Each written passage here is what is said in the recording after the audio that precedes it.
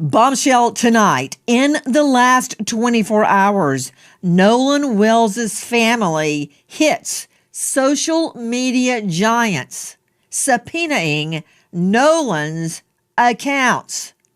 I'm Nancy Grace. This is Crime Stories. I want to thank you for being with us. You open your son's phone. You expect hundreds of photos. You expect Snapchats, TikToks, videos from the boat. Instead, you find nothing. That's what Nolan Wells' mother says happened. No saved pictures. No snaps from the day he died. Nothing. Nolan wasn't quiet online.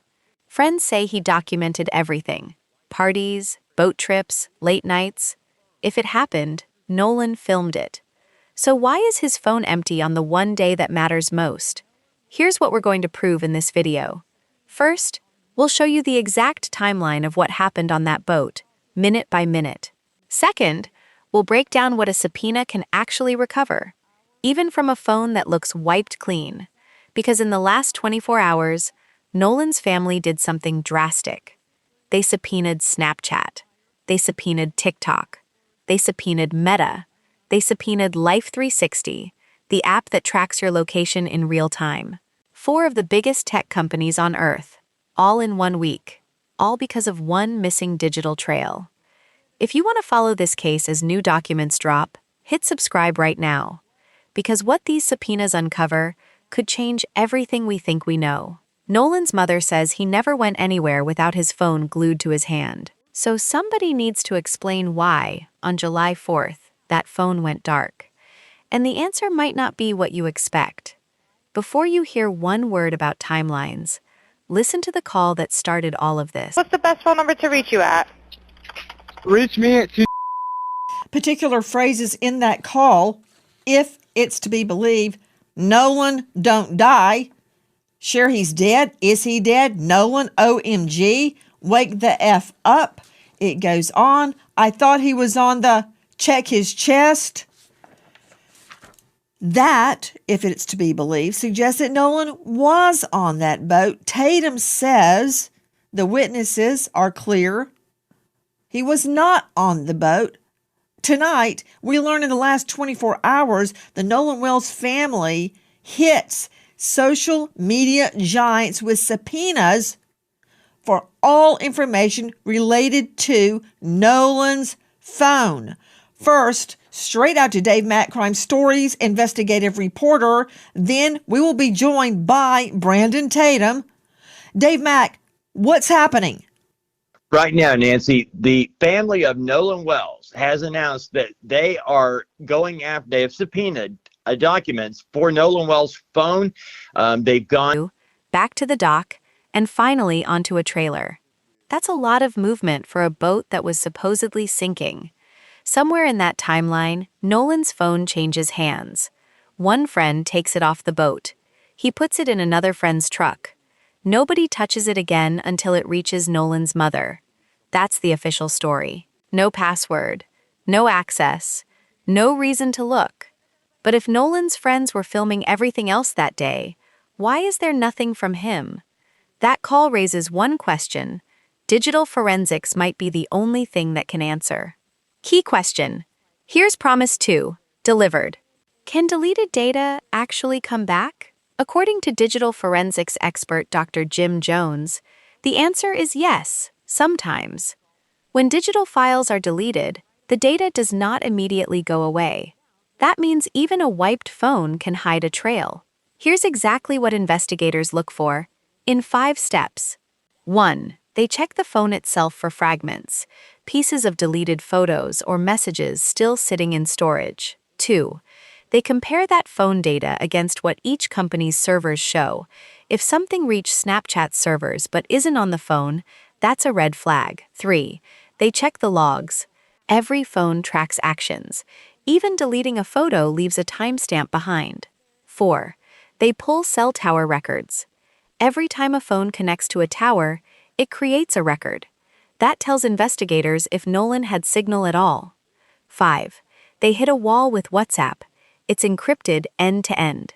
Even with a warrant, the company can't hand over message content it never had access to. That's the real reason for these 4 subpoenas.